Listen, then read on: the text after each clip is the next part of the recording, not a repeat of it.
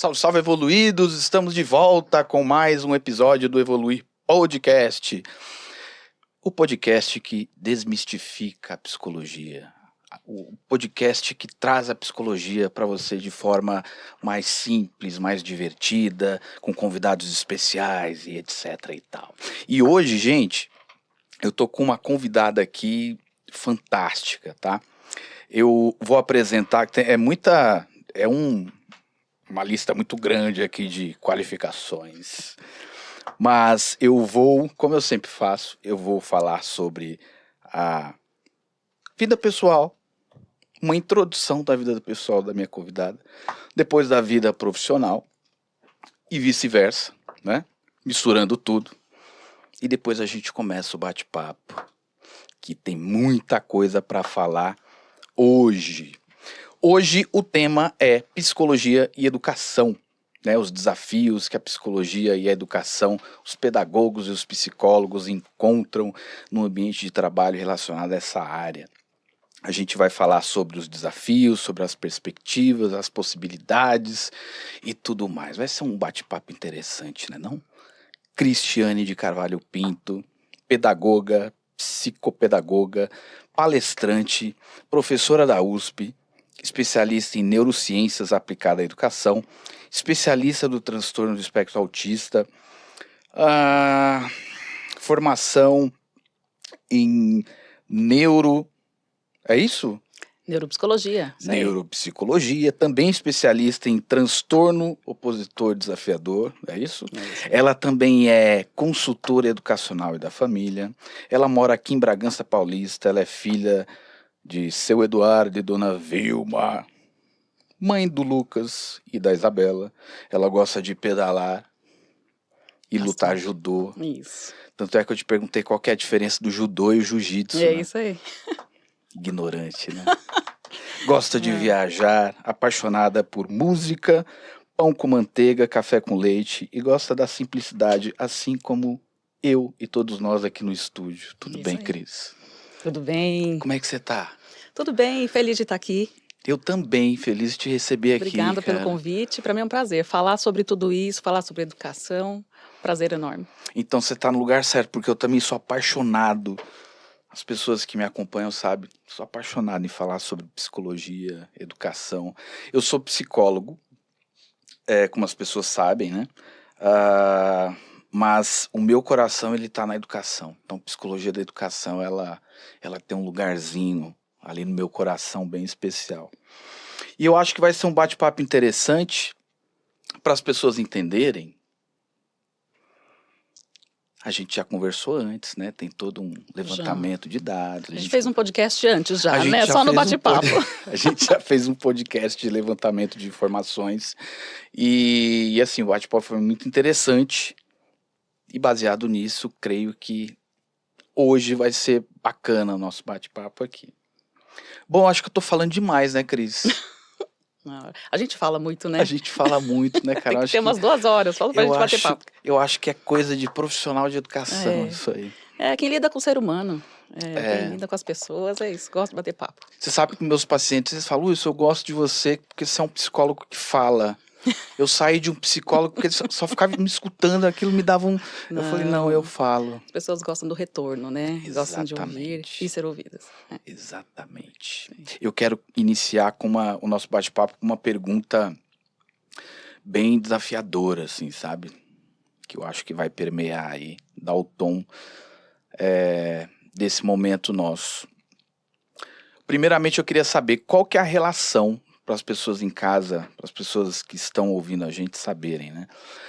Qual que é a relação da educação e a psicologia, né? Tem muita gente que sabe que tem psicólogo dentro da escola, sabe que tem a especialização de psicopedagogo, né? Que é o pedagogo, psicólogo, pedagogo, enfim, você vai explicar tudo isso. Mas qual que é essa relação entre psicologia e educação? Wilson, é o seguinte, a gente trabalha com o ser humano, né? E o ser humano em formação. E ele não tem só uma formação cognitiva quando ele está no colégio, nas escolas. Ele precisa de uma formação emocional, de uma formação social. E a psicologia, ela precisa caminhar de mãos dadas com a educação, assim como com a família, porque a gente precisa entender como é que o comportamento ocorre, de que forma, quais são os gatilhos que desenvolvem situações preocupantes ou não, né, em relação aos comportamentos, de que forma que as emoções ajudam no processo de aprendizagem, ou de que forma elas prejudicam. E muito negligenciado essa parte, né? Demais, e sem esse tipo de conhecimento, sem esse tipo de amparo dentro do ambiente educacional, só o professor, o pedagogo, ele não tem formação para suportar tudo isso. E além, não estou falando só de aluno, estou falando também do próprio professor. O amparo psicológico, ele precisa também permear o trabalho do professor, ele precisa ser amparado em muitos momentos, porque ele lida com pessoas diferentes, de famílias diferentes, com uma pressão muito grande, ele trabalha com alunos que vêm com muitas demandas, né? A educação inclusiva trouxe também muita demanda agora para as escolas, sejam públicas ou privadas, e que o professor ele tem que ter esse amparo de alguém também de fora, porque ele fica envolvido na situação, não tem como o professor não se envolver. Né? E quando a gente fala do professor, a gente está falando, eu acho que inclusive a gente tem que debater e trazer esse debate para a escola, para as famílias, enfim. Eu acho que o professor é o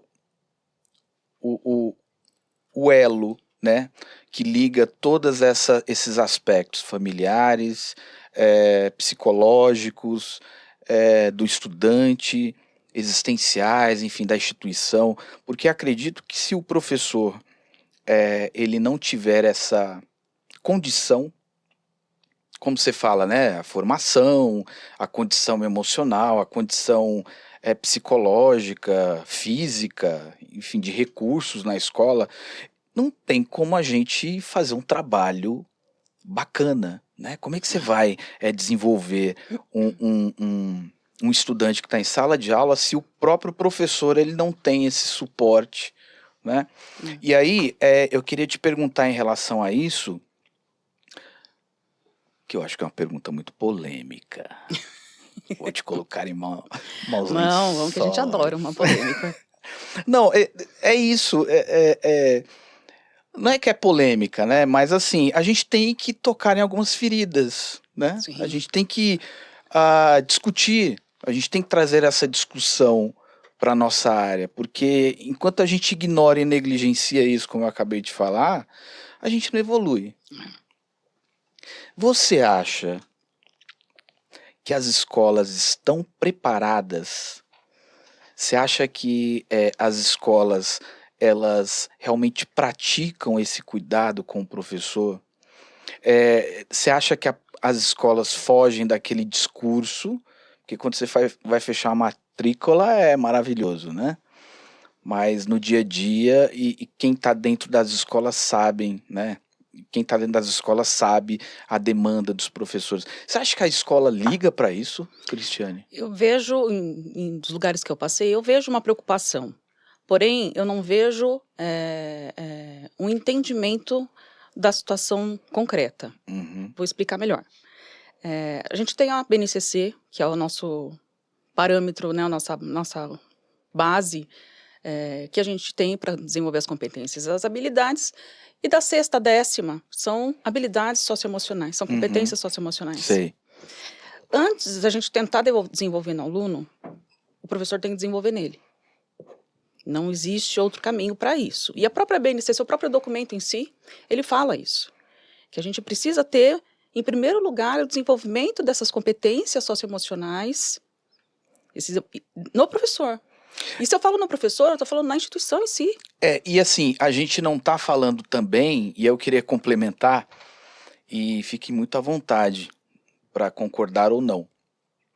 A gente não está pedindo um ser humano que o professor seja um perfeitão né, com a sua saúde mental e o psicológico intacto, né, que domine todas as... Não, e nem tem como. E nem tem como. Não existe essa... A gente está propondo que o professor ele tenha condições de ter esse entendimento. Isso, né? Isso mesmo. Para trazer isso para a sala de aula e para ter condições, eventualmente, de absorver esse conhecimento e colocar em prática, né, aquilo que a escola propõe. Isso. A escola, né? ela tem que estar preocupada. Né? Ela tem que estar preparada para situações assim, com o professor está lá com um aluno disciplinado, está lá com uma situação estressante, um aluno teve uma crise, um comportamento disruptivo, e aquilo já está num nível em que o professor chega um momento que ele explode.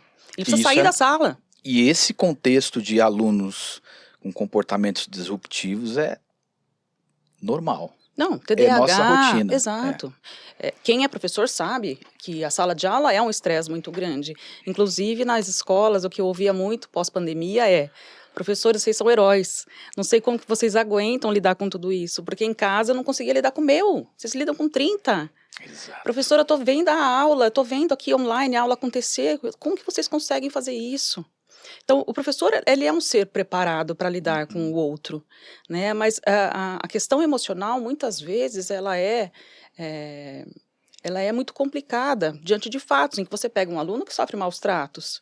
Como que você lida com aquilo? Ainda tem isso. Quando você pega um aluno que não traz lanche nunca. Exatamente. E aí você vê essa criança passar fome na sua frente. Pode ser escola particular, pode ser escola pública, isso acontece também nas particulares. Exatamente. Né? Mas você não acha que isso já é uma característica do trabalho pedagógico? Porque assim, quando você recebe um estudante na sua escola, e assim, eu estou generalizando mesmo, desde a escola pública até a escola de ponta, né, que cobra absurdo em mensalidades aí, de classe A. Existe essa realidade, existe. Né? Não é porque é escola pública ou escola de ponta que a gente alcança a perfeição, a gente alcança tudo funcionando, né? Creio que isso seja uma característica do trabalho em escola. Trabalhar em escola tem que saber lidar com isso, ou não? Tem que saber lidar com isso. Então, você tem que ter um nível de empatia muito alto. Quem trabalha na área da educação precisa ter esse nível de empatia muito alto. Primeiro, entender as fases do desenvolvimento do ser humano, para que você compreenda esses comportamentos, o que é normal, o que não é normal, o que faz parte de um movimento até físico do aluno. A gente falando em adolescente, a gente sabe que ele passa por muitas... Que fase difícil, uma fase maravilhosa, que eles passam por várias mudanças hormonais, atraso do sono, tem uma questão muito de baixa dopamina no cérebro, então eles são mais desmotivados por uma questão fisiológica, né? E que por várias outras questões ambientais isso se acentua. E compreender que esse professor, quando ele não tem um momento em que ele chega no limite, ter alguém de fora preparado, por isso que eu falo assim, não adianta só o professor ter, porque tem alguns momentos que ele vai sair do eixo, né? A escola em si precisa ter este amparo, porque a hora que o professor sai de sala, esgotado, ou quando te manda um aluno que não era para tanto aquela situação, mas é porque o professor chegou no seu limite, quem está de fora, que tem uma visão mais neutra e mais do todo, consegue dar o amparo que precisa. Ainda não inventamos professores robôs, né? Não tem como. Não e é tem melhor como. Que nem exista. Porque senão não vai ter empatia, não vai ter o acolhimento. Não, eu acho que é impossível. É o que precisa, né? Como é que a gente está discutindo aqui justamente essa questão da projeção humana no outro, né? Quando a gente se importa com o outro. Exato. A gente viu isso na pandemia, aquelas aulas frias, né? Através da lente. Exato. Porque não tinha outro meio, né? Exatamente. Logicamente foi necessário. Mas não foi a mesma coisa. Não foi, né? Não foi. E quem está em casa aí, os pais que estão assistindo, né? E os professores que são pais também sabem do desafio que é educar. O desafio que é a gente trabalhar com essa questão do desenvolvimento humano. Então, ter muito claro, e eu acho que por isso que eu fui muito muito curiosa no sentido de conhecer realmente a nossa máquina cognitiva, emocional, nosso cérebro, porque que inclusive está aqui, ó. Temos aqui uma amostra do nosso cérebro. Por quê? Deixa o seu Madruga. Deixa ele olhando, deixa ele pertinho. Deixa ele perto aqui. Isso. É isso. Aí. Porque quando você compreende essas fases do ser humano, você passa a saber fazer as intervenções que são necessárias para aquele momento. Perfeito. E aí você deixa, por exemplo, de ficar batendo de frente o tempo todo com o adolescente. Você cria estratégias melhores para lidar com ele. Isso que eu ia te perguntar. Você acha que, além apenas da pedagogia, você acha que é necessário, eu acho que até, assim, eu vou colocar minha opinião já, eu acho que é questão de sobrevivência. E também faz parte da questão da evolução, né, do papel do professor. Do professor entender essa parte mais orgânica, né, do cérebro. Nós, como psicólogos, a gente tem, você como especialista em neurociências, aplicado, psicopedagoga, a gente tem uma familiaridade com a questão mais orgânica do cérebro, neurofisiológica, né? Neurofisiológica, etc. e tal. Hormonal, né? Transtornos, etc. e tal. Eu acredito que isso é muito necessário no papel do professor. Sim, eu não vejo daqui para frente, Wilson, pedagogia sem ter essa matéria. Precisa ter. É urgente que se tenha. Um professor ele tem que entender o que se passa dentro da cabeça de um aluno. Isso vai facilitar demais o trabalho dele. Não só o professor, eu acho que os pais também. Estrategicamente, né, para o professor. Isso, exatamente. Com os pais eu estou guardando umas perguntas aí, peraí. Para mim, escola e família é uma coisa só. Né? Precisa caminhar junto, então por isso que eu fico nessa questão de professor e pais. Mas como que você ensina alguém sem saber como aquilo funciona? Né? Então você fica tentando caminhos que não são efetivos. Pode levar pessoas a aprenderem, porque ela vai criando um caminho próprio de aprendizagem. Porém, por que eu fico tentando um caminho que não é tão efetivo, sendo que existe outros que a neurociência traz e que vem os estudos científicos comprovando, que são extremamente facilitadores para o processo de aprendizagem. Massa. Então, e muito melhores, muito mais gostosos, tanto de aplicar quanto de receber. Porque você põe a pessoa para fazer, você põe a pessoa para pensar, você põe a pessoa para entender qual que é o processo de aprendizagem dela. E como que está esse cenário? É outra pergunta polêmica que vai te colocar em maus lençóis. Você é consultora educacional, você visita muitas escolas, diferentes realidades, etc. E tal. O que você está sentindo aí da professorada? Eu estou sentindo assim que fala nessa questão da neurociência, elas ficam enlouquecidas. Elas querem saber, elas estão com sede de entender como isso acontece. Ou pergunta o seguinte, gente, como é que acontece a aprendizagem? Promover a aprendizagem, vocês sabem, mas como é que acontece? Como é que realmente se dá organicamente a Organicamente, vamos lá, eu sempre dou exemplos de uma mata fechada. Então, nosso cérebro, sem a informação que precisa, ele é uma mata fechada, né? Dentro daquele tema, tá? Daquele conceito, daquele objeto, seja o que for. Ou são professores. Ele é uma mata fechada.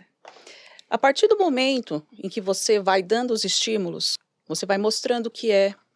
Vamos pensar, por exemplo, nessa xícara. Então, você mostra a xícara, né? A pessoa pega a xícara, ela sente como que ela é, a forma, textura, fria, tem um lugar vazado. Então, ela vai criando no cérebro dicas sobre esse objeto. Né? E tem aqui diferentes áreas cerebrais em que você vai armazenando essas informações. Massa. Conforme você vai trabalhando esse conceito e trazendo informações diferentes, não a mesma informação, repetidas vezes, igual aquela coisa, a xícara ela serve para beber água, a xícara... Não dá para ser assim. Né? Você está falando de experiência, é isso? Entradas sensoriais. Perfeito. Então, a informação ela entra no cérebro pelas entradas sensoriais. Então, ela precisa sentir, cheirar, tocar, pegar, ver para que usa, derrubar, quebrar, bater, ver se dói, se não dói. Ela precisa de todas essas informações para que quando ela bata o olho na xícara, ela já tenha a noção geral de tudo que ela é e tudo que ela representa. A gente precisa qualificar a experiência. Exatamente. A gente precisa qualificar os sentidos. Exatamente. A gente tratou lá na nossa pré-entrevista sobre o Rubem Alves, né? Sim. Rubem Alves falava sobre professor de espantos, né? Uma coisa assim, um professor de espantos, que o professor... Que cria aquela estranheza pelo objeto, né? E com isso você já tem ali, quando há uma estranheza, um espanto, algo, você já tem a captação da atenção, da curiosidade, e isso traz... Principalmente a gente voltando para adolescente, o adolescente que já é desmotivado, quando algo causa nele uma curiosidade, você consegue despertar nele a curiosidade, tem quem segure esse adolescente para aprender. Ele pesquisa, ele trabalha, ele fica literalmente focado naquilo. Por quê? Despertou a curiosidade. Então, o que a gente precisa pensar muito, falando desse processo de aprendizagem, a partir do momento que você tem todas essas informações no seu cérebro, e você vai criando significado, existe uma relevância, existe uma utilidade daquela informação para o seu cérebro, você cria um conjunto de redes aí para você ter aprendizagem. Então, a aprendizagem significativa, né? Exato. Então, quando você pensa, você olha a xícara, todo um conjunto acende ao mesmo tempo no seu cérebro, né? De todas essas dicas que você tem, ele tem onde buscar essas referências. E aí você criou a aprendizagem. Só que para o professor entender isso, e para os pais também entenderem essa questão, eu preciso trazer e proporcionar essas vivências para que essa pessoa sinta. Então não adianta eu ensinar meu filho, por exemplo, a arrumar a cama, falando para ele como se arruma a cama. Você já está querendo entrar no aspecto da família, não tem que né? fazer, tá bom, vou voltar. Não adianta o professor... Não, mas pode entrar, daqui a pouco a gente volta. O professor, ele querer ensinar uma matéria, mandando o aluno ler e mandando o aluno ver aquilo, mostrando um slide para ele. Porque ele está tendo que tipo de entrada sensorial? A visual e a auditiva. Então, quando ele vai ter que evocar essa memória, essa informação, ele tem duas referências. E aí, a gente cai naquilo que a gente sempre tem. Nossa, o que é mesmo? Eu já ouvi falar. Ai, não lembro, não estou lembrando. Por quê? Você não conseguiu consolidar aquela aprendizagem. Ela não está ali como uma memória de longo prazo que você vai evocar a hora que você quiser. Então, realmente aprendeu. Porque ela está ali solta, ela está ali quase. Se de repente ele não falar mais sobre aquilo, que daí descarrega toda essa informação malemar na prova, aquilo é apagado. Eu vou deixar a família de lado. Você tá doida para entrar no contexto gente, olha lá, ele me deixa familiar. falar com vocês. Não deixa. Você tá doida para entrar no contexto familiar, mas ainda vou insistir na atribuição do professor. O que o professor tem que fazer? E aí, eu acho que é 50-50, né? A escola tem que oferecer condições para ele os recursos, ambientes, praticar isso, sim. E o professor também tem que correr atrás, né? E aí a gente está falando de uma questão vocacional. Um professor, vocação para professor. Se não tem vocação, né? Não pode estar na escola. Exatamente. O que ele tem que fazer no dia a dia dele para que possa despertar essa... Olha, aprendizagem significativa? Me perguntam muito sobre a BNCC. Ah, você acha que ela é boa? Você acha que vai modificar alguma coisa? O que é BNCC? A BNCC é o nosso documento, né? Isso vai cortar depois, né? Caramba, não lembro do significado. Vamos pesquisar vamos aqui. Lá. Não. BNCC é a Base Nacional Comum Curricular. Aí. Me fugiu, o B me fugiu, é a Base Nacional Comum Curricular. Não, ainda bem, Cris, que não somos robôs. Não, eu também acho. Não, e quando a gente vai falar de transtorno, que são milhões... A gente vai rir do quê depois? Não, que vai nos piores momentos. Isso vai nos piores momentos. Que rir. A gente tem que criar, né? Eu vou lançar um corte de piores momentos, isso aí vai estar, essa cena vai estar. Garantir meu lugar. Eu te marco lá no Instagram. Tá ótimo. A própria BNCC, se você sabe fazer a interpretação das habilidades, ali você já enxerga a neurociência. Então me fala qual que é a relevância da neurociência na educação. Eu falo, gente, se vocês olharem para a BNCC e fizer as perguntinhas certas na hora que você vai ler, para que eu preciso dessa informação? Que é uma pergunta que o nosso cérebro faz o tempo inteiro. Para que eu preciso dessa informação? Primeira coisa que o cérebro, quando você traz alguma coisa para ele vai perguntar, para que eu preciso disso? Qual a importância disso? Se ele não acha relevância nisso, à noite, tchau, obrigado por essa informação. Mas se ele acha que existe alguma relação com algo, ele segura essa informação ali. Então, para que eu preciso dessa informação? A BNCC já vai te dizer. né? Tá lá escrito. Como que eu desenvolvo essa habilidade? Então, na habilidade você já tem. Então, o professor, nesse caso, ele atuaria como um vendedor mesmo, né? O que ele tem que entender é assim, que não importa o que ele vai ensinar, Wilson. É o que eu grito aos quatro ventos isso o tempo inteiro. Não importa o que ele vai ensinar, importa o como ele vai ensinar. Perfeito. É o como ele vai trabalhar com esse aluno. Ele pode estar ensinando o que ele quiser. A gente tem um currículo muito, muito robusto, com informações que a gente não vai nem usar depois. Né? Quanto que a gente tem aí que... tem coisas que eu nem lembro, e também nem quero lembrar, porque não vai ocupar espaço na minha cabeça que não tem porquê de estar ali. Porém, ele é obrigado a dar esse conteúdo para o aluno. Ele é obrigado, porque existe um vestibular, existe um Enem que vai cobrar isso do aluno, vai cobrar do estudante. E o pai quer o quê? Quer que o filho tenha condições de passar nessas provas externas. Será? Quer que passe nisso. O que eu vejo por aí é assim, a preocupação maior... Você quer falar de família? Quero, acho que é um gancho ótimo para a gente já começar a falar sobre a família.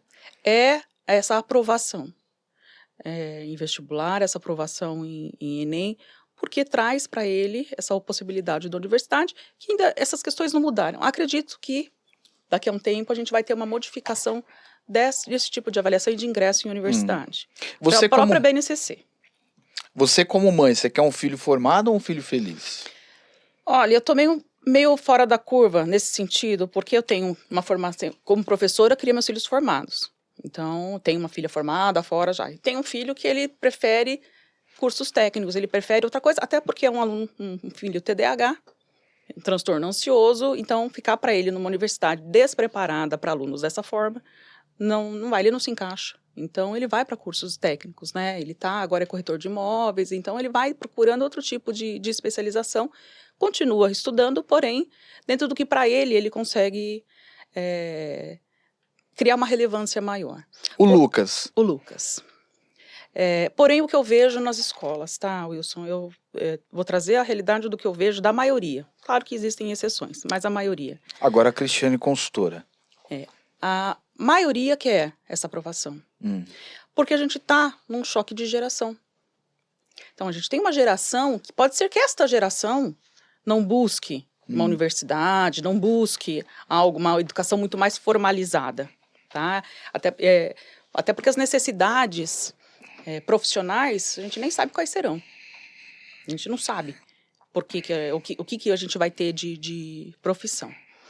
Por isso que o feijão com arroz dentro do ambiente educacional ele tem que ser muito bem feito.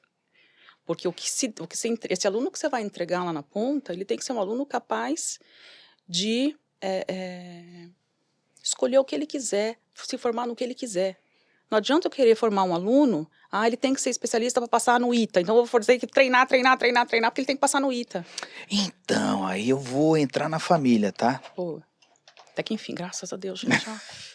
Até que ponto a família vai... Porque assim, o que eu vejo como psicólogo comportamental, né, que atua com orientação vocacional.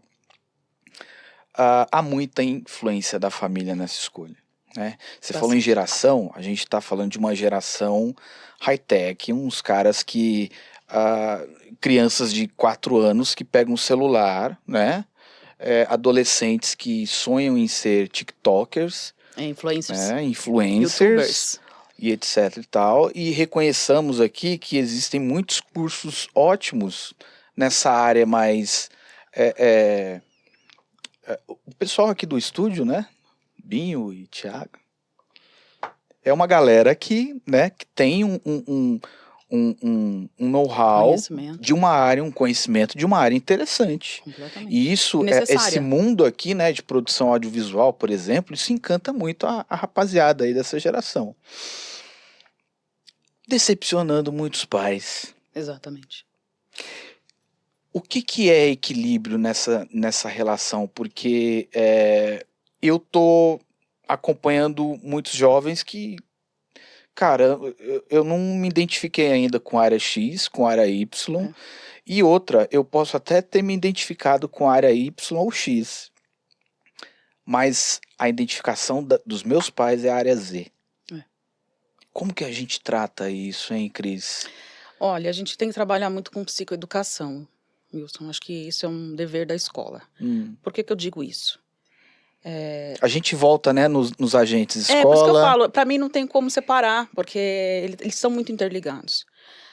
O pai é um ser que procura fazer o melhor para o filho. É aquela pessoa preocupada em dar o melhor para o filho. E aí a gente tem grandes preocupações, porque também não deixa frustrar, e a gente entra em várias situações aí que influenciam muito. Frustração, guarda essa palavra. Tá aqui.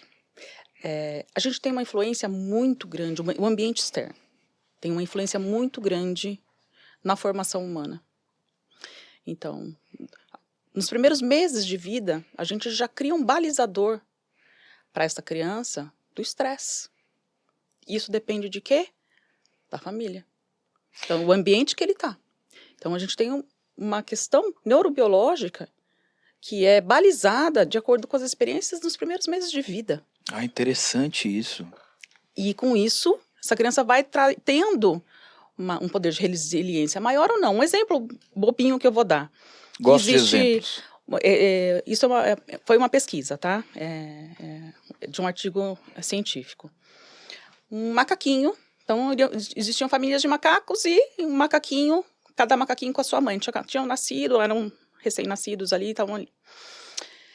Um macaquinho, o que eles fizeram? Eles queriam tirar a presença da mãe do macaquinho para ver a reação, tá? Para ver justamente essa questão desse balizador de estresse, a parte mais fisiológica. Então, um macaquinho, ele foi tirado de perto da mãe durante 5 minutos. E esses 5 minutos ele ficou desesperado. Só que depois a mãe retornou. O outro macaquinho, ele nunca saiu de perto da mãe. Ele ficou o tempo inteiro perto da mãe. No momento, e daí foi feito um acompanhamento, no momento em que esse macaquinho que saiu de perto da mãe teve um problema, ele teve um poder de resiliência muito maior do que esse que nunca saiu de perto da mãe, que não conseguiu resolver, não conseguiu lidar com nada daquilo. Curioso, né? Olha só, você começou a contar a história dos macaquinhos, isso nos induz, né, a achar que o macaquinho que ficou com a mãe é o que seria o mais forte, e não é. Não é, exatamente. Ele precisou, por que eu estou falando isso? Porque o estresse, numa dose adequada, ele é extremamente benéfico. E a gente precisa de doses de estresse ao longo do tempo e do dia, porque senão a gente não sai do lugar. A gente não cria essa resistência, a gente não cria resiliência, a gente não cria as ferramentas que a gente precisa lidar diante de tudo que a gente tem na vida. E só para deixar bem claro, Cris, porque a galera confunde às vezes. A gente não está falando que estar estressado faz bem à saúde e educa filho, né? Certa, é a dose correta e esse estresse ele está muito ligado à questão da frustração. Né? Isso. Exatamente, acho que é essa relação. Exatamente, é aquela coisa, enquanto eu estou confortável, eu não penso em estratégias para procurar o conforto. E nem preciso pensar, exatamente. Tem quem pense por mim. Exatamente, não te motiva, eu acho que o raciocínio é esse. Isso. Né? Acho que essa pesquisa, para mim, ela diz muito, porque eu consigo fazer essa transposição para a própria escola, das vivências que eu tive e do que eu vejo, das consultorias que eu faço. Não deixar o filho, por exemplo, tirar uma nota baixa, e aquilo doer na mãe, doer no pai, porque eu sei que dói. Né? Eu também fui mãe, às vezes doí em mim, porque eu que sentava com a minha filha para estudar. Então, ela não conseguiu tirar a nota, poxa, mas então eu também não consegui, eu como mãe. Né, não consegui ali dar conta do recado com a minha filha, então a nota é minha, Quem dela. Quem se sentia péssima era você. A questão tá aprontando em casa, fez alguma coisa, tem uma excursão. Não, meu filho, ele tem que fazer igual a turma, ele tem que ir junto com a turma, ele tem que comprar o lanche igual da turma, ir com a mochila igual da turma. Eu posso fazer um parênteses? Ou você quer concluir esse raciocínio? Deixa só para poder fazer o link com o que você tinha me perguntado, que senão vai fugir da minha cabeça. Desculpa. Tá desculpado. Não tem nada. Acho que essas proporções, essas pequenas doses de estresse, elas vão trazendo para o aluno, para o ser humano e para a gente enquanto pessoa, mas muito mais para quem está em desenvolvimento ali, uma capacidade maior de ser resiliente, de ter iniciativa, de ter mais coragem, de desbravar mais o mundo, né? Que eu sei que é o que os pais querem, só que eles não estão sabendo como fazer isso. Por isso que eu falei da psicoeducação. Ótimo. Acho que a escola ela precisa trazer informações para esses pais, experiências para esses pais, mostrando para eles, pai, olha, esse caminho aqui, ó, vai trazer o seu filho para cá. Então, e dar a confiabilidade que a escola precisa nesse momento. Ótimo, e aí eu vou fazer essa crítica, tá? Não esquece do parênteses que eu tenho que fazer em relação à questão da família, não. É uma crítica que eu tenho com as escolas. Eu vejo, assim, as escolas... Eu acho que elas... Poucas escolas, né? Não vou generalizar também, mas poucas escolas têm aquelas... promovem, né, ações efetivas para desenvolver uma psicoeducação. Isso tem que ser muito planejado pelo colégio. Todas as escolas falam sobre a questão da educação continuada, né? Isso. Escola, família, família, escola. A gente tem que falar a mesma língua. Mas, por exemplo, quando a gente fala em psicoeducação em casa, alguns pais que estão assistindo a gente, eles vão falar, que é isso? Né? Será que é papel de quem? Eu tenho que ir atrás disso? A escola que tem que promover? Eu tenho que fazer uma faculdade para criar meu filho agora? Não. Eu acho que logicamente que quando você pretende ser pai, né, você pretende constituir uma família, quando você tem um filho, você vai se inteirar sobre o assunto da criação de filhos, né? Igualmente a escola. Eu quero que os pais tenham uma qualidade de parceria com a escola, então eu vou promover algumas qualificações, né? Algumas capacitações. Em algumas escolas tem uns projetos muito interessantes, assim como Escola de Pais, né? Alguns grupos operativos que tratam dessa questão da atenção parental, né? Às vezes algumas de como criar filhos, né? Tem algumas... Tem um conteúdo muito interessante, né, no YouTube, para dar suporte aos pais. Eu gosto muito do Léo Freiman, né? Aliás, Léo Freiman, queremos você aqui. E não esquece de me chamar junto. Queremos, né, você aqui. E assim, o conteúdo do Léo Freiman, por exemplo, é interessantíssimo, né? Projeto de vida. Exatamente, projeto de vida para que possa assessorar os pais. Mas às vezes é uma informação muito geral, né? E fora da realidade ali do pai, né? O pai quer aquela realidade específica naquela escola, naquela comunidade. Não, e aí volta e a escola tem que entender da aprovação. Isso. Voltando para falar sobre o processo de aprendizagem, então se eu quero uma parceria de escola-família, e o pai, não adianta ele só ir lá ouvir. Eu vou trazer uma palestrante, um especialista, vou levar o Léo Freiman para eles lá. Dar uma palestra para os pais falando sobre todas essas questões. Se logo em seguida eu não promover uma situação real em que o pai vai aplicar isso dentro da escola. Eu preciso promover. Então, uma coisa, ela precisa ser pensada, ela precisa ser planejada nesse sentido. Se o pai não sentir, se o pai não tiver essa experiência, ele vai chegar em casa e ele não vai saber o que fazer. Eu acho que ele tem que se apropriar, né? Isso. Então, você traz a informação e depois você ajuda esse pai a aplicar. E aí você tem como também cobrar desse pai depois. Exato. Né? Pai, olha. E é claro que muitos não vão. Né? A gente sabe disso e por uma série de fatores. Né? Você falou da questão de quando alguém vai constituir uma família e tudo mais, a gente pensa, planeja, a gente sabe que os pais vão procurar informações. Só que pensando na época de vida que esse pai está, que essa mãe está, é a época que eles estão no auge da carreira, ou construindo essa carreira. É uma época de plena produtividade, falando aqui novamente dos aspectos neurofisiológicos ali acontecendo, você deixou de ser adolescente, você iniciou uma vida adulta, aos 25 anos você tem, né, aproximadamente a formação total do seu cérebro, então você começa a produzir, vem o filho. Oh, que legal, família constituída, não sei o quê. Porém, eu preciso trabalhar. Mas eu vou polemizar de novo. Vai, e aí lá, você que se vira aí. É o seguinte,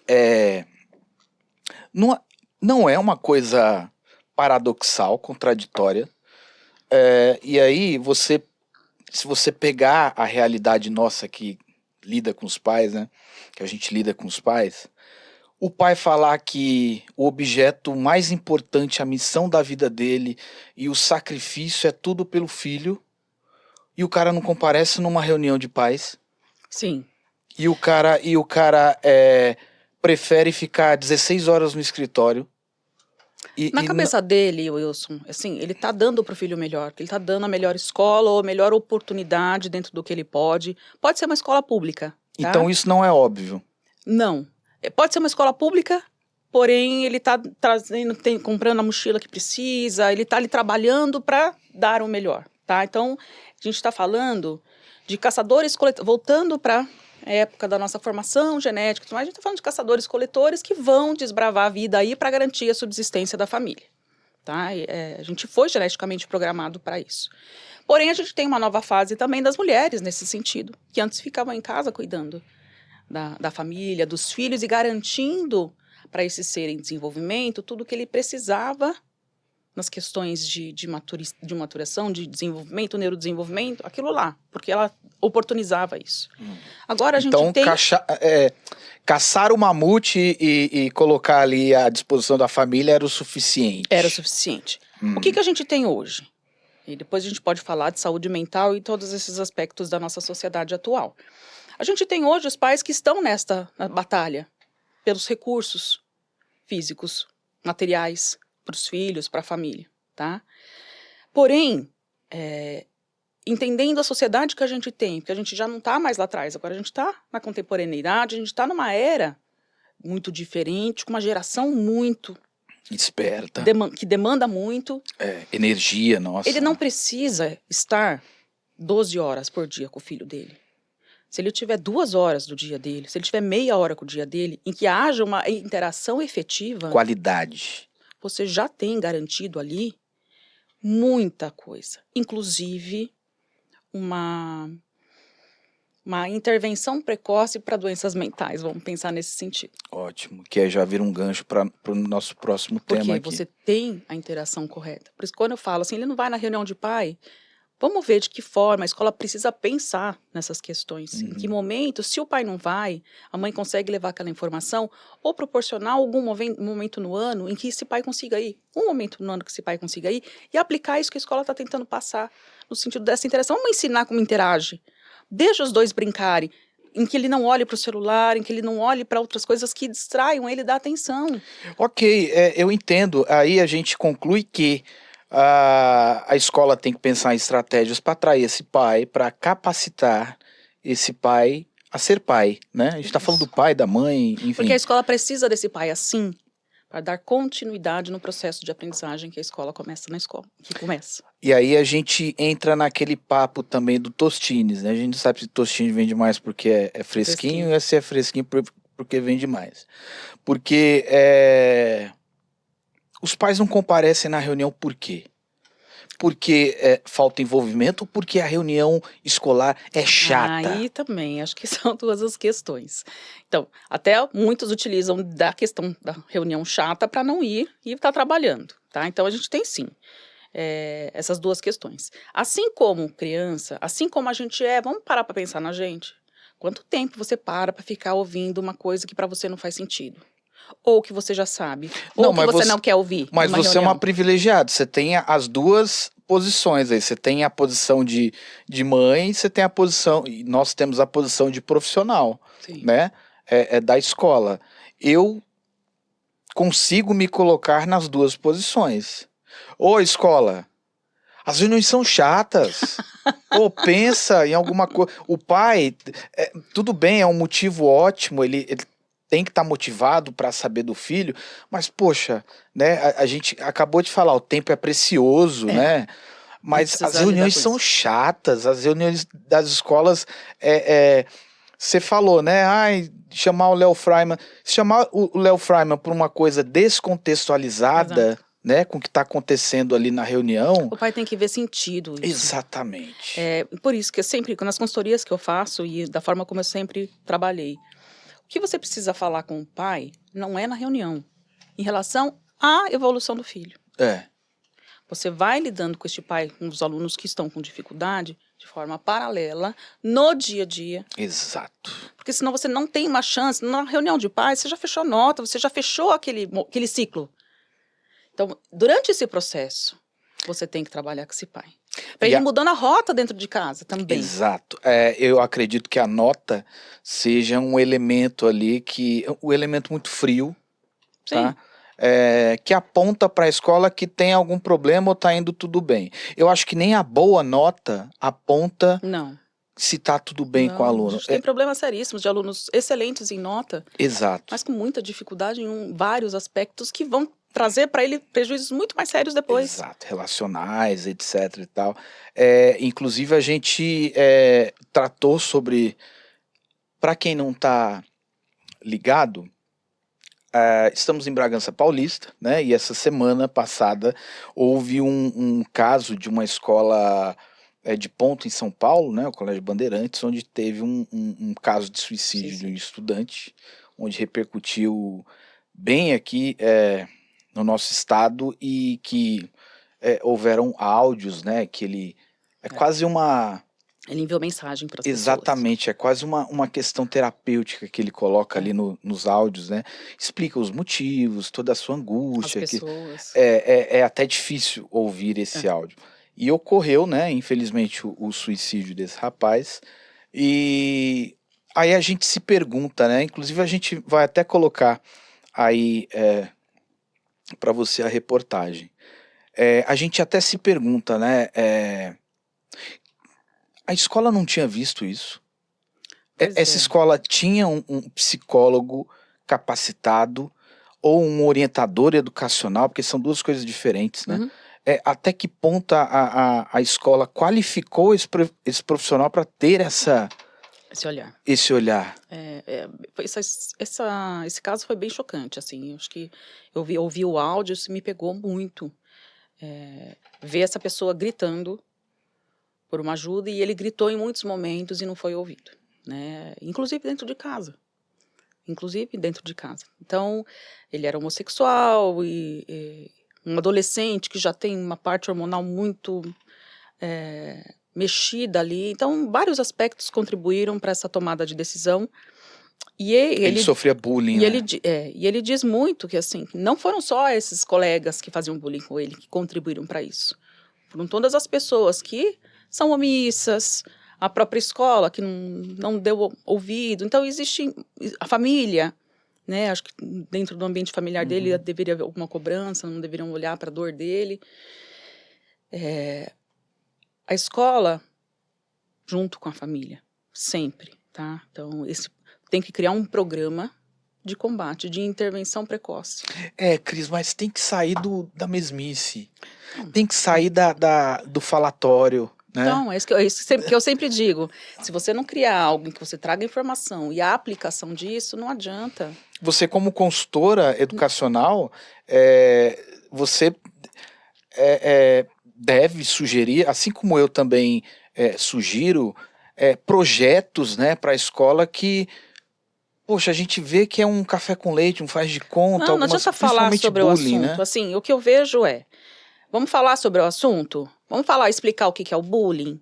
Quais são as consequências do bullying? Então, eles trazem esse tipo de informação, mas não adianta. Eu vou dar um exemplo, assim, bem... que aconteceu no meu dia a dia. Tinha um grupinho de meninas de um 4º ano que estavam fazendo bullying com uma amiga. Só que aí, quem é da orientação educacional, da coordenação, tem que deixar um espaço muito aberto para o aluno ter coragem de vir te falar. Né? Porque é muito sigiloso em muitos casos. Às vezes o professor não percebe, porque é sigiloso. E com a questão do WhatsApp, é cibernético. Né? Então você não consegue acompanhar, a escola não consegue ter esse controle total já extrapola a atribuição escola. Então, né? Você vê que sai da escola, vai para o grupinho, é uma conversa aqui, é uma ironia aqui, é uma fala aqui, e aquilo vai tomando uma proporção muito grande. E a criança, o adolescente, ela vai se encolhendo, se ela não encontra um espaço para abrir. E dentro desse caso, a menina foi me procurar. Ela foi falar o que estava acontecendo. O que eu fiz? Chamei o grupinho, expliquei, conversei. Eu falei, vocês vão fazer agora um teatro. Explicando para a turma o que é bullying. Ah, legal. Isso você como... Coordenadora. Então você utilizou uma ferramenta que o teatro é uma ferramenta ótima. E criança, ludicidade. É. Porque os outros também precisavam saber o que estava acontecendo. Eu não precisei expor a situação de que a menina estava acontecendo isso. Aí eu falei, agora, vocês vão... Não é a suspensão que vai resolver o problema. Uhum. Vocês vão agora, dentro desse livro, vocês não vão ter o intervalo brincando, vocês vão ter o intervalo treinando, porque vocês vão apresentar esse teatro para a turma. Elas encararam isso como um desafio maravilhoso para elas. Foi extremamente engrandecedor para a turma e para elas. Ter que explicar, incorporando a situação, ter que explicar para a turma aquilo. Totalmente educativo, né? Então, existia um livrinho mesmo, que era anti-bullying, né? Então, eu falei, e era um livrinho para jovem adolescente.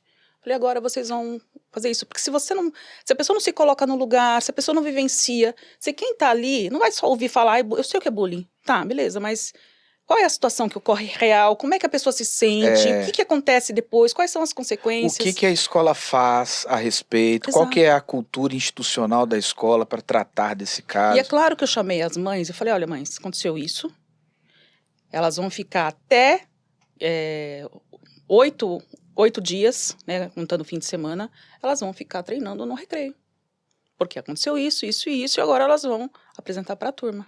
As mães falaram ótimo. Perfeito. Foi ótimo. Então não teve reclamação porque tirei recreio, nada disso. Eu não tirei recreio. Elas estavam no momento, tomavam um lanche e tudo mais, e elas achavam ótimo ter que...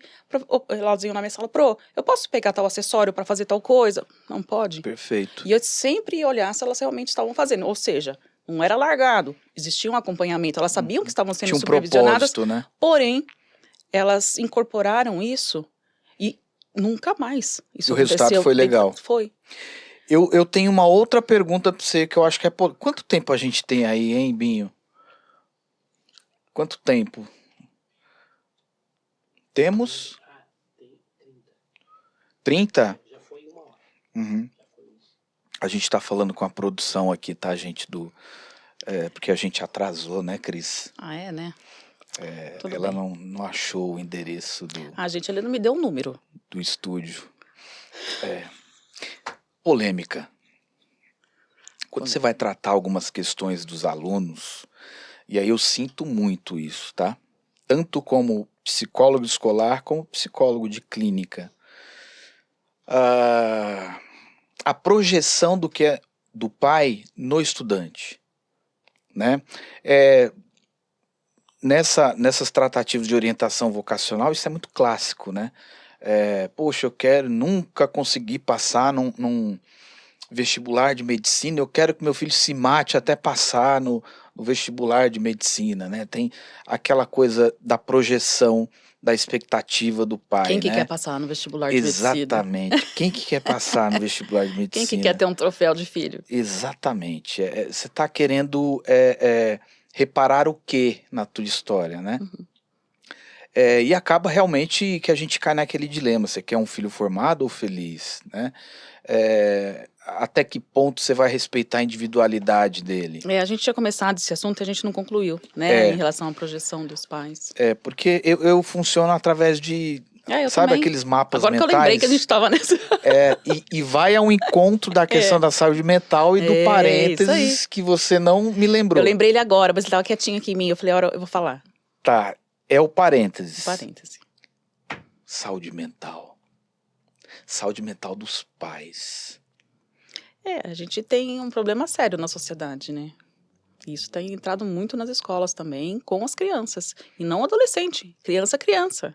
Você acha que as crianças espelham muito, eles trazem muito isso para o cotidiano escolar? Muito. Vou voltar aqui para o nosso cérebro. A gente tem neurônio espelho.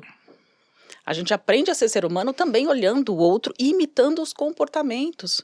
Porque se minha mãe e meu pai fazem assim, esse é o certo. Eu não tenho esse discernimento ainda para entender. Que eu acho que a tua xícara tá até em frente aqui o cérebro, não tá? Agora tá em frente ao seu Madruga. Manda aquela para mim. Aí, pronto. Foi. Aqui, a gente aprende olhando e imitando comportamento. Então, voltando ao caso do bullying. Será que essas crianças, esses adolescentes que praticam bullying, em algum momento da vida elas não viram isso? Não tiveram um comportamento reforçado disso e isso se estendeu? Então, viu alguém fazendo da família uma brincadeira muito sem graça com alguém, que deu certo, todo mundo deu risada, vou fazer também na escola. Quando ele faz na escola, ele experimenta uma sensação boa de que eu consegui fazer o outro ter medo de mim, eu consegui com que esses daqui, dessem risada, eu consegui gerar uma autoridade aqui entre o meu grupo. Ou até ao contrário, né? Ao contrário não, acho que vai ao encontro disso aí. O aluno que é o estudante, né? O jovem que é reprimido em casa, né? Ele apanha, ele não é ninguém em casa, ele perde a individualidade, a privacidade dele. Isso tende e ele muito... replica com o outro. Porque Exatamente. isso é um comportamento. Se eles fazem isso comigo, isso é o certo. Exatamente. E aí tem os reforços comportamentais gerados pelo grupo. Ou ele traz essa revolta e coloca em termos de comportamento antissocial, violência... Sim. Né? Se eu sou reprimido em casa, eu vou ter que reprimir aqui no sentido de compensar essa minha individualidade em casa. É isso. Né? E como que você, voltando de novo, como que você não trabalha com a família neste caso? Não tem como, porque se você não ajusta a família, o comportamento da família, ou pelo menos entende, você não vai ter como interferir na família se ela também nem quiser abrir essa porta. A não ser que ela queira uma ajuda. Mas se você pelo menos não conhecer esse ambiente que esse aluno está, você não consegue traçar um caminho que seja melhor. Porque muitas vezes a escola fica sozinha, porque a família não quer essa interferência. Você é especialista em transtorno opositor desafiador, né? Além de TEA também, né? De transtorno de espectro autista. Mas eu queria destacar essa questão do TOD, que é o transtorno opositor desafiador, que é muito comum na escola. E eu acho que ele, pelos casos que eu acompanho, ele é muito reflexo dessa cultura de casa, justamente o que a gente acabou de falar aqui. Né? Existe um ponto genético, então já nasce com uma propensão a ser, tá? Então tem uma impulsividade muito maior justamente nessa parte, nessa região do cérebro, tá? O lobo frontal aqui. Cadê o lobo frontal? Mostra onde? Essa região de trás da testa, dessa parte da frente da gente, tá?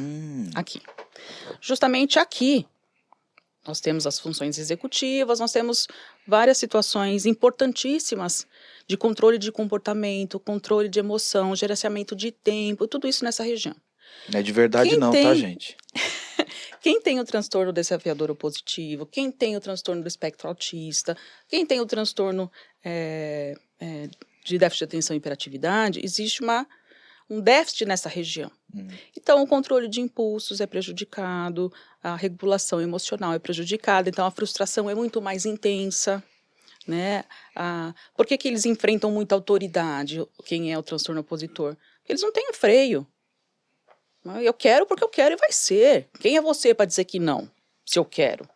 Né? Então, existe um enfrentamento muito grande, é extremamente caótica a casa e o ambiente escolar onde está essa criança, mas existe uma causa genética, existe um fator genético. Genético e ambiental. Existe uma influência muito, muito grande do ambiente. Porque ele pode ter a propensão genética, mas se ele está num ambiente estruturado, equilibrado, se ele está num ambiente extremamente funcional, se existe um acompanhamento genuíno, existe realmente uma imposição de limites onde precisa ser, né? Ele não desenvolve o TOD como a gente vê por aí. Isso não vira depois um transtorno de conduta, um transtorno de personalidade, que é o que ocorre da adolescência para frente, que é extremamente ruim. Mas por quê? Por conta das interferências ambientais. Se a gente tem uma família extremamente disruptiva, caótica, ou se ele tem um ambiente escolar assim, isso intensifica. Se eu, enquanto escola, não dou a atenção que precisa, não faço as intervenções, não coloco o limite, ele tem que ter limite, porém ele tem que ser acolhido quando precisa, mas o limite ele tem que imperar ali, ele tem que saber quem que manda, né? A família tem que colocar essa questão, quem manda aqui sou eu.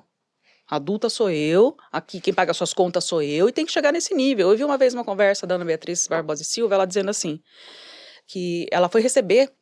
Ana Beatriz Barbosa Silva, quem é? É a psiquiatra, que escreveu Mentes Inquietas. Ah, Ana Beatriz! Ana Beatriz, queremos você aqui. Isso é do Danilo Gentili, tá? Aí eu trago aqui pro... entendi. ele faz... Pode falar. Eu vi ela contando um caso que ela foi receber um paciente que chutava os pais, cuspia na cara dos pais, porque quando era frustrado e tudo mais, e chegou no consultório e chegou nessa postura com ela. E ela virou para ele assim, ó, se você me chutar, eu vou chutar você muito mais forte. O início das intervenções sempre são muito difíceis. É claro, né, que ela não TOD. vai chegar a fazer isso, mas ela tem que chegar e mostrar quem manda ali. Porque senão toma conta. Mas o que precisa nesse caso? De uma escola com um olhar atento, que identifique esse comportamento, já chame a família, já comece um processo interventivo, já chame o psicólogo, que é o terapeuta cognitivo-comportamental, que vai trabalhar com estratégias comportamentais, né? Para que isso não tenha uma intensificação. Porque tudo, absolutamente tudo o que tem na gente, inclusive doenças, em que existe uma predisposição genética, quem vai realmente determinar se isso vai ocorrer ou não, é o ambiente que você está. Ok, então se a gente for por esse raciocínio, a gente pode minimizar riscos, né, seguindo uma cartilha aí relacionada aos cuidados da saúde mental, uma escola mais assertiva, no sentido mais... Que pode ser pública ou privada, tá? Que vale ao comprometimento do ambiente. Que pode estrategicamente propor ações que cuidam dessa parte de suporte de saúde mental, suporte... vocacional, Sim. né, para os estudantes, por que não, ter um olhar mais atento e propor ações assertivas para a questão relacional, né, das relações dos alunos, questão de bullying, enfim. O que a gente está conversando aqui, Cris, é uma coisa muito séria, né, que infelizmente poucas escolas elas se atentam a isso, né? Infelizmente tanto é que quando a gente vê um caso de uma escola que realmente é bem produtiva nesse sentido, a gente é destaque, né? Eu conto... Que deveria ser comum, né? Exatamente, não destaque, não exceção. Que deveria ser comum. Eu conto nos dedos de uma mão. Então, eu acho que parte dessa questão da conscientização, né? Escola não é um negócio qualquer, não pode se pensar somente em dinheiro.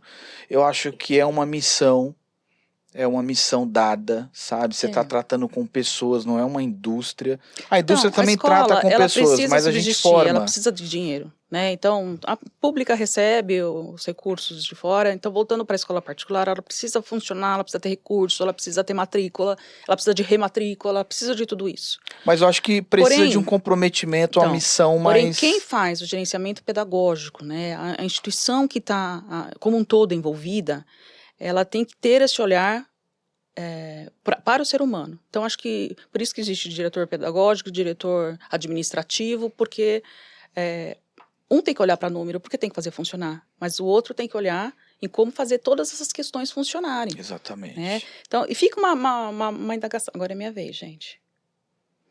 Fica uma questão para você. Falando sobre saúde mental e tudo mais, a gente está falando de pessoas que estão à frente de uma escola que tem transtorno de ansiedade, não conseguem dormir direito, pessoas que estão com depressão, né? Pessoas que vivem numa sociedade muito consumista, em que a gente tem uma superficialidade de informação, em que a gente tem um consumo excessivo das redes sociais. E isso mexe muito com a autoestima, a gente tem muitos problemas de saúde mental do professor, do gestor, do diretor, de todo mundo que está ali. Quem que olha para essas pessoas? Quem que olha para o gestor? Eu acredito, e aí cai muito dentro dessa questão da consultoria educacional, que é um braço novo onde a gente tem que se atentar, né, que a gente tem que estruturar em muitas escolas. É a questão da cultura institucional. Como que um professor é tratado... você já deve ter conhecido um professor que adorava trabalhar numa escola e detestava trabalhar em outra. Aham, Né? muitos. E isso reflete no produto, no aluno, reflete na família. E aí é uma cadeia, né? É uma cascata, uma cadeia de fatores. A escola não cuida do professor, não cuida do funcionário, não tem uma cultura institucional que trata da saúde mental, o professor é infeliz, trata o aluno de forma negligente, né? Não são propostas ações efetivas, a reunião é chata, o pai não comparece na escola, não participa e vira o caos. Né? Temos aí todas as receitas, todos os elementos que tornam um ambiente educacional impraticável. E tem muitas escolas assim. Sim. Com Pública e ambientes privada. públicas e Mas assim, privadas. Com eu vejo ambientes muito, Wilson, assim, impraticáveis. eu não sou, eu sou advogada do diabo. A gente tem que falar a verdade aqui, Não, pô. mas essa é a realidade, a gente está falando de uma realidade. Porém, eu não justifico, mas eu olho para o outro lado. Um gestor que tem um problema de saúde mental, ele não consegue enxergar esse reflexo na equipe que ele tem. Porque ele também não está se enxergando dentro desse contexto doente. Tá? Vejo muito que um trabalho, por exemplo, de consultoria, alguém externo que consegue olhar o todo, desde do A até o Z, Isso e não vai consegue olhar essa dinâmica, que às vezes é um ciclo muito tóxico e doentio. Tá? Essa perspectiva ela não vai brotar Isso. dentro da escola. Exato. Né? Porque às vezes a pessoa não está numa condição de enxergar essa Exato. situação. O ambiente está tão contaminado com aquilo, né?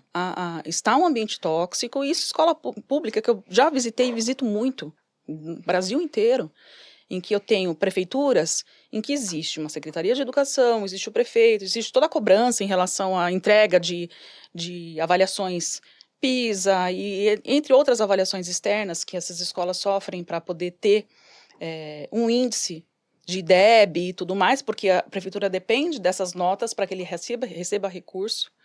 Porém, dentro do mesmo município, eu tenho escolas extremamente funcionais e escolas extremamente tóxicas.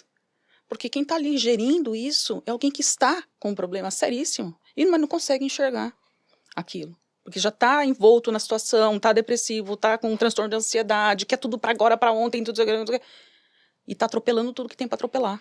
Você lembra quando a gente falou sobre o professor como agente principal, no sentido de elo com família, escola, né? O cara que conversa aqui com todo mundo.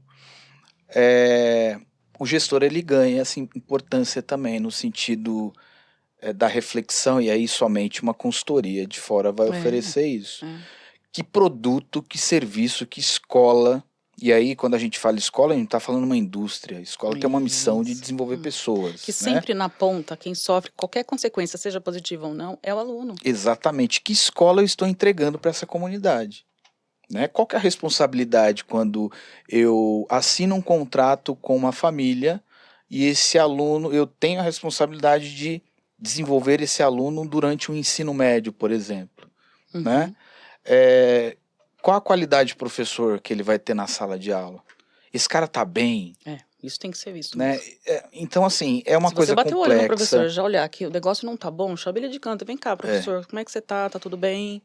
Muitas vezes passa pela questão do gestor, mas muitas vezes é uma cultura tão contaminada que eles não têm essa noção, né? Não tem essa preocupação. A coisa está acontecendo e seja lá o que Deus quiser. Você está balizado pelo relógio. Porém, e aí eu volto no caso, né? E você também trouxe você me mandou, antes no WhatsApp, ela me mandou uma notícia muito legal para comentar aqui, sobre o consumo, né, essa cultura consumista das meninas através da rede social que teve. Então, falando isso, volta muito para a questão da saúde mental, né? E também na questão da não frustração do filho. Então, você é uma menina que gasta 11 mil reais por ano em produto de estética, em produto de beleza. Isso é um caso que aconteceu. Não, isso é um estudo científico. provando que as meninas, isso está na Forbes, provando que as meninas têm um consumo médio de 11 mil reais por ano. Que absurdo, né? É um absurdo, porque são meninas. Elas tinham que estar brincando, elas deviam estar interagindo, não se maquiando, pensando no cabelo. Tem que pensar no cabelo, elas têm que cuidar do cabelo, mas não ter um gasto neste nível para aparecer para o outro, para postar numa rede social. Eu estou vivendo para ter a aprovação do outro. Para participar de um grupo, né? Para ser Então, você aceita. mais do que eu em relação à área da dentro psicologia. De uma tendência, né? Essa questão da aceitação, essa questão do como você se enxerga, do que você tem que fazer parte, está muito, muito precoce. Então, assim como esse estudo da Forbes e o caso do suicídio do estudante, né, lá no Colégio Bandeirantes, é quase que um marco, né, que fazem com que essas partes, família, escola, sociedade, acordem. Né? Vamos olhar para isso, exatamente. Não tem como. Mas a gente não precisa chegar a esse ponto. Né? A gente precisa pensar como parte integrante da educação, dos elementos que formam a educação. Eu sou o tipo de pessoa que gosto e levanto a bandeira da prevenção, em todos os sentidos. Mas a gente vê que muitos casos, né, voltando agora para um assunto recente, né, o avião que caiu aqui em Vinhedo. A gente só para pensar num problema muito sério, ou que pode vir a acontecer muito mais, quando acontece algo ruim. Uma desgraça, uma tragédia, então as grandes tragédias, guerras, então tudo isso são marcos que trazem um olhar para que algo seja modificado. Infelizmente, a gente não consegue trabalhar com tudo preventivamente, mas alguns casos vêm para realmente a gente falar, não, a gente vai ter que mudar, não dá mais para continuar nesse caminho. Então, desse estudo que a Forbes apresentou, quantas são as pessoas que realmente vão ler e dar importância para isso? E ter a interpretação, mais do que isso, Wilson, ter a interpretação do que realmente isso significa. É aquela coisa, né? A gente já falou aqui hoje, às vezes a gente tem que falar o óbvio, né? Já aconteceram coisas suficientes para fazerem a gente acordar como sociedade, mas a gente não... Parece que a gente está hipnotizado. Né? Uma coisa muito real. Então, as crianças elas têm o dia do brinquedo na escola. As meninas levam só maquiagem. Tudo bem, existe uma questão de reprodução da figura feminina, a gente sabe disso, tá? Em que é importante... maquiagem não é brinquedo, é? Exato, essa era a minha grande questão. Ou transformaram a maquiagem num brinquedo. Pois é, só que daí só algumas passam. Existe a questão também da epidemia, não pode estar passando, né, que a gente passou, então a gente aprendeu que não é para estar usando o que a gente usa, o que é pessoal. Mas independente dessa questão, queriam levar ou joguinho de videogame portátil, ou as meninas levam maquiagem. Só que assim, não é uma maquiagem. A gente está falando de malas de maquiagem. Maquiagem virou um brinquedo agora, né? Que quanto mais eu tiver para mostrar para minha amiga, igual na minha época era Pelican, canetinha. Né? Quem mais tinha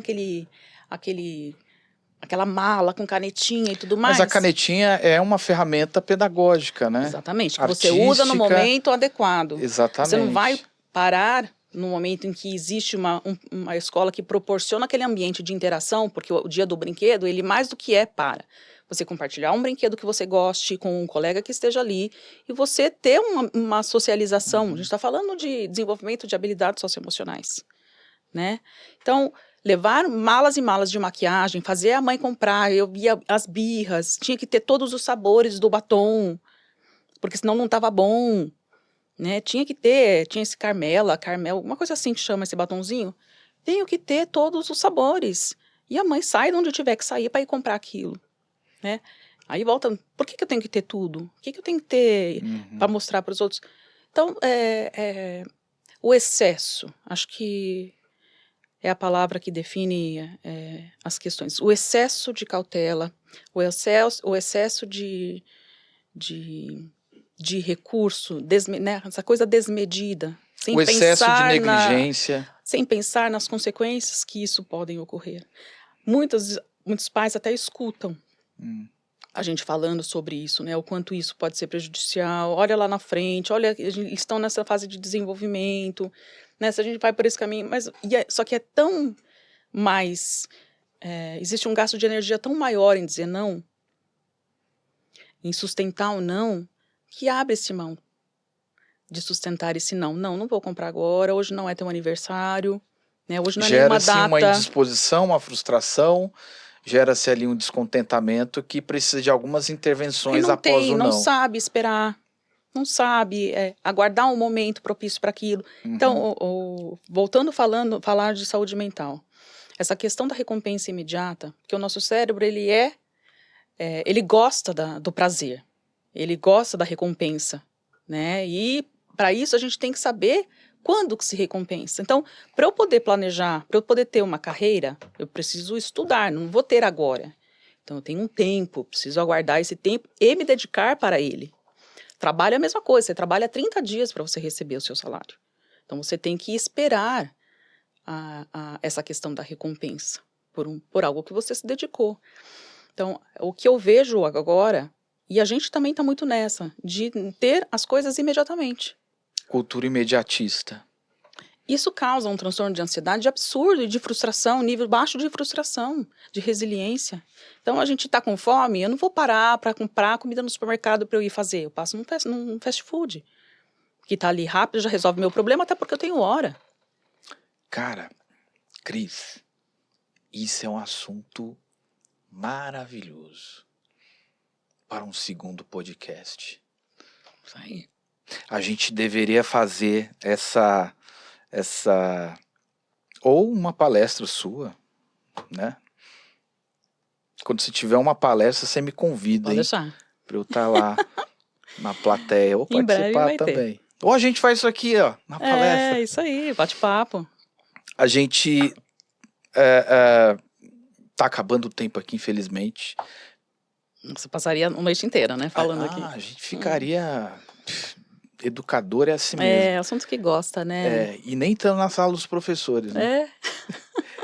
É. Tinham muitos assuntos aqui a serem tratados, mas não vai dar tempo. Até porque a gente enveredou aí por outros caminhos que foram bem mais produtivos.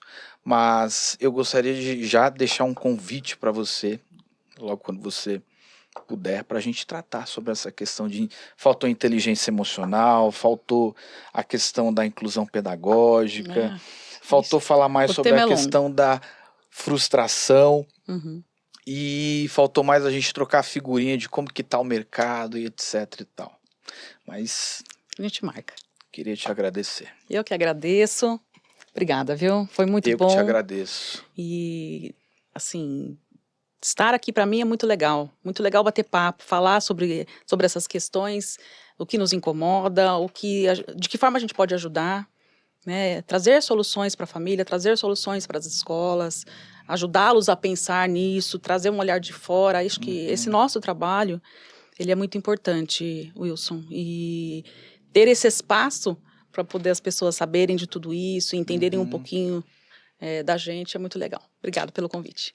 Se você quiser deixar o último recado, a câmera é toda sua. Quero sim, quero aproveitar e pedir para os professores que estão aí, pedir para os pais que estão aí, que tenham um contato maior com tudo que vem ocorrendo com essas crianças, olhar para essas crianças, para esses adolescentes, da maneira como eles precisam. Não é tempo, gente, de quantidade. A gente está falando de qualidade, de que forma a gente pode criar, dentro do ambiente educacional e dentro do ambiente familiar, esses momentos de interação, mas interação real, em que eu não tenha nada do meu lado que me distraia do meu filho ou do meu aluno. Perfeito. E essa tatu de música aí? Pessoa viciada em música. Rock and roll. Viciada. Rock and roll e tudo mais, pagode, samba também. Também sou desses. Gente que acompanhou o podcast, muito obrigado. Logo, logo vai sair com outro convidado especial também. Aguardem cortes, uma edição muito especial também para vocês aí. Qualquer coisa a gente tá por aqui. Beijos e abraços para vocês. Tchau.